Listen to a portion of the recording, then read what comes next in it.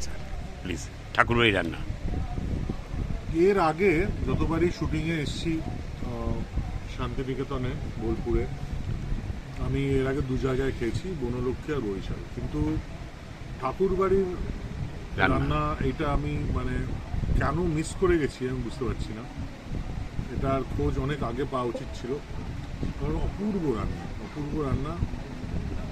আমি আজকে ইলিশ খেলাম, চিংড়ি খেলাম এবং খাসির মাংস খেলাম।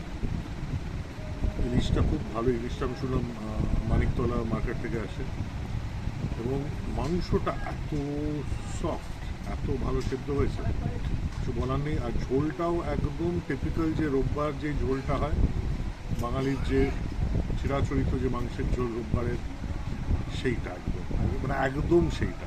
সাথে আলু, সাথে আলু তো এখন মাংস আলুটা ছাড়া তো হয় না ওই ঝোলটা, তাই জন্যই কুইন্টেসেনশিয়াল সেই ঝোলটা।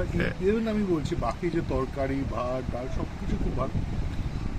আমার এই যাবৎকালের এই কলকাতার বাইরে এদিক ওদিক যাওয়ার মধ্যে যে খাবার জায়গাগুলো আমার টেস্ট করতে হয় বা আমি এক্সপেরিমেন্ট করি বা তার মধ্যে আমি বলবো যে ঠাকুরবাড়ির রান্না ইজ ডেফিনেটলি বেস্ট।